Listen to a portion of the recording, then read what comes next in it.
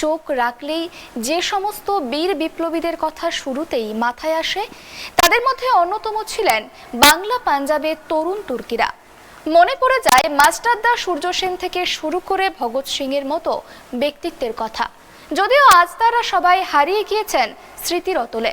৭৭তম দিবসে সেই ইতিহাসের পাতায় উল্টে দেখব আমরা। A moment comes, which comes but rarely in history, when we step out from the old to the new, when an age ends, and when the soul of a nation, long suppressed, finds utterance. It is fitting that at this solemn moment we take the pledge of dedication to the service of India and her people, and to the still larger cause of humanity. আজ ৭৭তম স্বাধীনতা দিবস। ইতিহাস বলছে বিংশ শতকের প্রথমার্ধে ভারতের British বিরোধী আন্দোলনের সর্বাধিক গুরুত্বপূর্ণ কেন্দ্র হয়ে ওঠে এই বাংলা। এই সময় বিভিন্ন গুপ্ত সমিতির প্রতিষ্ঠা, অস্ত্র প্রশিক্ষণ ও বৈপ্লবিক কার্যকলাপ শুরু হয় বাংলার কোনায় কোনায়। ১৮৮৩ সাল রাষ্ট্রগুরু সুরেন্দ্রনাথ বন্দ্যোপাধ্যায় জাতীয় সম্মেলনের আয়োজন করলেন। এটি ছিল ঊনবিংশ শতাব্দীতে ভারতের প্রথম রাজনৈতিক সম্মেলন। এরপর ধীরে ধীরে কলকাতা ভারতের স্বাধীনতা আন্দোলনের এক গুরুত্বপূর্ণ কেন্দ্রে পরিণত হয়। বিপ্লবী সংগঠনগুলির অন্যতম প্রধান কেন্দ্রে পরিণত হয় কলকাতা শহর। বাংলা থেকেই স্বদেশী আন্দোলনের দীপ্ত আগুন ছড়িয়ে পড়ে ভারতের অন্যান্য অংশেও। স্বাধীনতার স্বপ্ন বুকে নিয়ে মৃত্যুপথে পাড়ি দেন ক্ষুদিরাম, প্রফুল্ল চাকিদের মতো বীর বিপ্লবীরা। শুধু তাই নয়, বিপ্লবী সংগঠনগুলির অন্যতম প্রধান কেন্দ্রে পরিণত হয় শহর কলকাতা। ১৯০৫ সাল সাম্প্রদায়িক ভিত্তিতে বঙ্গভঙ্গের প্রতিবাদে কলকাতায় ব্যাপক গণবিক্ষোভ ও ব্রিটিশ দ্রব্য বয়কটের ডাকে শুরু হয় স্বদেশী আন্দোলন। এইসব গণ আন্দোলনের তীব্রতা ও দেশের পূর্বভাগে অবস্থিত কলকাতা থেকে দেশ শাসনের প্রশাসনিক অসুবিধার কারণে ১৯১১ সালে ব্রিটিশ ভারতের রাজধানী দিল্লিতে স্থানান্তরিত হয়। এরপর ১৯২৩ সালে ক্যালকাটা মিউনিসিপ্যাল অ্যাক্টের অধীনে কলকাতার স্থানীয় স্বায়ত্তশাসন কর্তৃপক্ষ কলকাতা পৌর সংস্থায় প্রতিষ্ঠিত হয়। ১৯২৪ সালে এই পৌর সংস্থার প্রথম মেয়র নির্বাচিত হন চিত্তরঞ্জন দাস। পরবর্তীকালে সুভাষচন্দ্র বসু, বিধানচন্দ্র রায়, আবুল কাশেম, ফজলুল হক প্রমুখ বিশিষ্ট স্বাধীনতা সংগ্রামীরা এই পদ অলঙ্কৃত করেছিলেন। দ্বিতীয় বিশ্বযুদ্ধ চলাকালীন জাপানি সেনাবাহিনী একাধিকবার কলকাতা শহর ও বন্দরে আকাশপথে আক্রমণ চালায়। কলকাতায় জাপানি বোমাবর্ষণের প্রথম ও শেষ ঘটনাটি ঘটে যথাক্রমে ১৯৪২ সালের ২০ ডিসেম্বর ও ১৯৪৪ সালের ২৪শে ডিসেম্বর। যুদ্ধের সময় কলকাতায় ৫০-এর মর্মন্তরে লক্ষাধিক মানুষ অনাহারে মারা যান। এই মর্মন্তরের কারণ ছিল সামরিক তাণ্ডব, প্রশাসনিক ব্যর্থতা ও প্রাকৃতিক দুর্যোগ। ১৯৪৬ সালে পৃথক মুসলিম রাষ্ট্র পাকিস্তানের দাবিতে এক ভয়ঙ্কর সাম্প্রদায়িক দাঙ্গায় কলকাতার ৪,০০০-এরও বেশি মানুষ প্রাণ হারিয়েছিলেন। ভারত বিভাগের সময়ও বহু মানুষ সাম্প্রদায়িকতার শিকার হন। দেশভাগের পর বহু সংখ্যক মুসলমান পূর্ব পাকিস্তানে পাড়ি জমান এবং সেই দেশের লক্ষ লক্ষ হিন্দু কলকাতায় চলে আসেন। এর ফলে শহরের জনপরিসংখ্যানে একটি বিরাট পরিবর্তনও সূচিত হয়। এদিকে বাংলার বিপ্লবী আন্দোলনের প্রসারের ক্ষেত্রে অনুশীলন সমিতি সর্বপ্রথম গুরুত্বপূর্ণ ভূমিকা নেয়। বিপ্লবী সতীশ বসু ও প্রমথনাথ মিত্র এই দুজনের সহায়তায় ১৯০২ সালের ২৪শে মার্চ কলকাতায় হেদুয়ায় প্রতিষ্ঠিত হয় অনুশীলন সমিতি। তবে কলকাতায় প্রথম অনুশীলন সমিতির আখড়াগুলি ১৯০২ সালে শুরু হলেও পরবর্তীকালে ঢাকায় তা আরও বিস্তৃত হয়। কলকাতার মদন মিত্র লেনে অনুশীলন সমিতি প্রতিষ্ঠিত হয়। এমনকি সশস্ত্র বিপ্লবের পটভূমিকায় সতীশ বসু ও প্রমথনাথের ভূমিকা বিশেষভাবে উল্লেখযোগ্য। তাদের সহায়তাতেই ঢাকা, ময়মনসিংহ, কুমিল্লা, রাজশাহী, চট্টগ্রাম, রংপুর প্রভৃতি জেলায় এই সমিতির শাখা গড়ে ওঠে। ব্রিটিশ অত্যাচার রুখতে ইটালির কার্বোনারি, চীনের শ্বেতপত্র প্রভৃতি গুপ্ত সমিতির আদলে বাংলায় অনুশীলন সমিতি ও যুগান্তর সমিতি প্রতিষ্ঠিত হয়। প্রথমে ব্যারিস্টার প্রমথনাথ মিত্র ১৯০১ সালে নিখিলবঙ্গ বৈপ্লবিক সমিতি তৈরি করেন। পরে সতীশচন্দ্র বসুর উদ্যোগে এবং প্রমথনাথের সভাপতিত্বে তৈরি হয় অনুশীলন সমিতি। এই সময় চিত্তরঞ্জন দাস ছিলেন সহসভাপতি। সাহিত্যিক বঙ্কিমচন্দ্র চট্টোপাধ্যায়ের আনন্দমঠ উপন্যাসে উল্লিখিত সন্তান দলের অনুশীলন প্রবন্ধের নাম থেকে অনুশীলন সমিতির নামকরণ করা হয়। প্রায় একই সময়ে বরোদায় অরবিন্দ ঘোষ একটি গুপ্ত বিপ্লবী দল গঠনের উদ্যোগ নিয়েছিলেন। এই উদ্দেশ্যকে সফল করার জন্য তিনি যতীন্দ্রনাথ বন্দ্যোপাধ্যায়কে কলকাতায় পাঠান।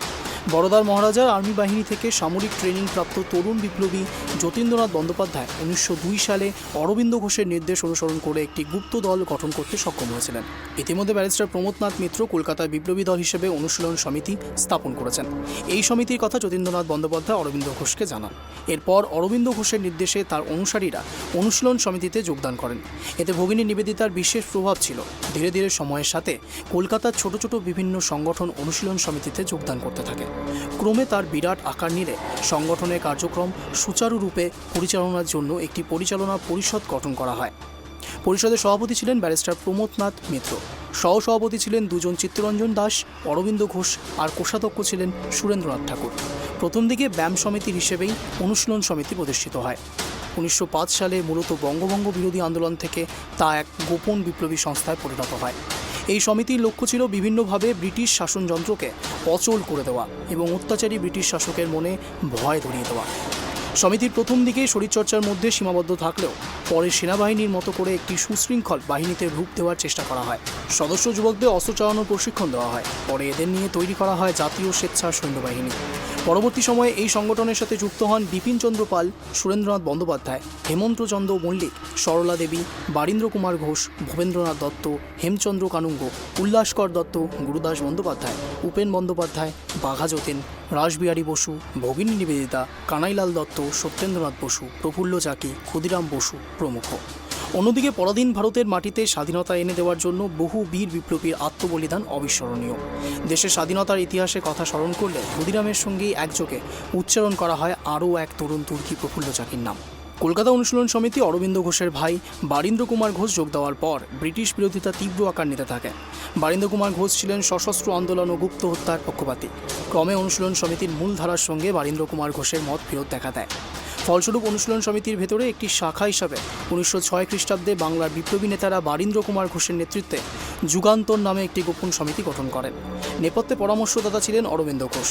বিপ্লবী অবিনাশ ভট্টাচার্য, ভূপেন্দ্রনাথ দত্ত, উপেন্দ্রনাথ বন্দ্যোপাধ্যায়, দেবব্রত বসু প্রমুখ যুগান্তর দলে যোগ দেন। 1906 সালের এপ্রিলের এই দলের সাপ্তাহিক মুখপত্র যুগান্তর পত্রিকায় প্রকাশ হয়, যার সম্পাদক ছিলেন স্বামীজির ভাই ভূপেন্দ্রনাথ দত্ত। এই যুগান্তর দল এবং পত্রিকায় প্রথম ব্রিটিশ সরকারের বিরুদ্ধে বিপ্লবের আদর্শ প্রচার করতে থাকে। যুগান্তর দলের সদস্যরাই প্রথম অত্যাচারী বিদেশি শাসকদের বিরুদ্ধে বোমা ও পিস্তলের রাজনীতি অনুসরণ করেন। 1907 খ্রিস্টাব্দে বিপ্লবী বারীন্দ্র কুমার ঘোষ কলকাতার মানিকতলা অঞ্চলে 32 নম্বর মুরারিপুকুর রোডের এক বাগানবাড়িতে বোমা তৈরির কারখানা স্থাপন করেন। হেমচন্দ্র কানুঙ্গ ও প্রেসিডেন্সি কলেজের ছাত্র উল্লাসকর দত্ত এই বাগানবাড়িতে বোমা তৈরির দায়িত্ব নেন। 1907 সালে লেফটেন্যান্ট গভর্নর ও জেলা ম্যাজিস্ট্রেটকে হত্যার চেষ্টা হলেও তা ব্যর্থ হয়। 1908 সালে কলকাতার ম্যাজিস্ট্রেট ও পরবর্তীকালে বিহারের মুজাফফরপুরের জেলা জজ ডগলাস কিংসফোর্ডকে হত্যা করার চেষ্টা করা হয়। প্রথমে কিংসফোর্ডের গার্ডেন রিচের ঠিকানায় পার্সেল বোমা পাঠানো হয়, কিন্তু কিংসফোর্ড তাতে হাত না দেওয়ায় বেঁচে যায়। পরে দায়িত্ব দেওয়া হয় প্রফুল্ল চাকি ও ক্ষুদিরাম বসুকে, কিন্তু 30শে এপ্রিল ভুলবশত বোমা লাগে মিসেস ও মিস ক্যানেডির গাড়িতে এবং তারা মারা যান। কিন্তু তার সহযোগী ক্ষুদিরাম বসু ধরা পড়েন। পরে বিচারে তার ফাঁসি হয়। ব্রিটিশ পুলিশ ধরতে এলে আত্মহত্যা করেন প্রফুল্ল চাকি, যদিও তাকে পুলিশ খুন করেছিল বলেও মনে করেন অনেকে। মুজাফফরপুরের বোমা হামলার এই সূত্র ধরেই 2রা মে 1908 32 নম্বর মুরারিপুকুরের বাগানবাড়ি তল্লাশি চালান পুলিশ অফিসার মধুসূদন ভট্টাচার্য। বোমার কারখানা আবিষ্কার করেন। বাগানবাড়ি থেকে গুপ্ত সমিতির সদস্যদের গ্রেপ্তার করা হয়, যাদের মধ্যে অরবিন্দ ঘোষ ও তার ভাই বারীন্দ্র কুমার ঘোষ সহ মোট 36 জনের বিরুদ্ধে ব্রিটিশ রাষ্ট্রের বিরুদ্ধে যুদ্ধ ঘোষণার মামলা দায়ের করা হয়। 1908 সালের 2রা মে থেকে 1910 সালের 5ই নভেম্বর পর্যন্ত চলা এই মামলায় 206 জন সাক্ষ্য দেন। 1575টি নথি জমা পড়ে। প্রথম রায় ঘোষণা হয় 1909 সালের 6ই মে। রায়ে বিচারক বারীন্দ্র কুমার ঘোষ ও উল্লাসকর দত্তকে মৃত্যুদণ্ড দেন। উপেন্দ্র বন্দ্যোপাধ্যায়, হেমচন্দ্র কানুঙ্গ, বিভূতিভূষণ সরকার, বীরেন্দ্র সেন, সুধীর ঘোষ, ইন্দ্রনাথ নন্দী, অবিনাশচন্দ্র ভট্টাচার্য, শৈলেন্দ্রনাথ বসু, ঋষিকেশ কাঞ্জিলাল, ইন্দুভূষণ রায়ের দ্বীপান্তর দণ্ড হয়। 10 বছর দ্বীপান্তর দণ্ড হয়ে পরেশ মৌলিক, শিশির ঘোষ, 7 বছর দ্বীপান্তর দণ্ড হয় নিরাপদ রায়, অশোক নন্দী, বালকৃষ্ণ হরিকোণে, শিশির কুমার সেন এবং কৃষ্ণজীবন সান্যাল 1 বছর কারাদণ্ডপ্রাপ্ত হন। এরপর রায়ের বিরুদ্ধে আপিলে দ্বিতীয়বার মামলা শুরু হয়। এর মধ্যে মামলা চলাকালীন জেলের ভেতর থেকে স্বাধীনতা সংগ্রামীদের বিরুদ্ধে বয়ান দেওয়ার অপরাধে রাজসাক্ষী নরেন গোসাইকে 1908 সালের 31শে আগস্ট হত্যা করেন কানাইলাল দত্ত এবং সত্যেন্দ্রনাথ বসু। মামলা চলাকালীন 11ই আগস্ট 1908 ফাঁসি হয় বাংলার প্রথম শহীদ ক্ষুদিরাম বসুর এবং 10ই নভেম্বর 1908 তারিখে ফাঁসিতে মৃত্যুবরণ করেন কানাইলাল দত্ত। অপর বিপ্লবী সত্যেন বসুও ফাঁসির মঞ্চে শহীদ হন। এবার আদালতে জোরালো সওয়াল করেন দেশবন্ধু চিত্তরঞ্জন দাস।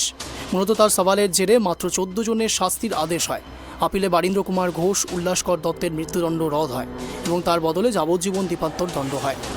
অরবিন্দ ঘোষ মুক্তি পান। ভারতের স্বাধীনতার ইতিহাসের পাতা থেকে মুছে যাওয়া এমন একজন বীর নারী যোদ্ধার নাম ননিবালা দেবী, যিনি আবার বাংলার প্রথম মহিলা রাজবন্দীও বটে। যুগান্তর দলের বিভিন্ন বিপ্লবী কাজকর্মের সঙ্গেও যুক্ত ছিলেন তিনি। বাংলার হারিয়ে যাওয়া স্বাধীনতা সংগ্রামীদের কথা বলতে গেলে মাস্টার দা সূর্য সেনের কথা অবশ্যই বলতে হয়।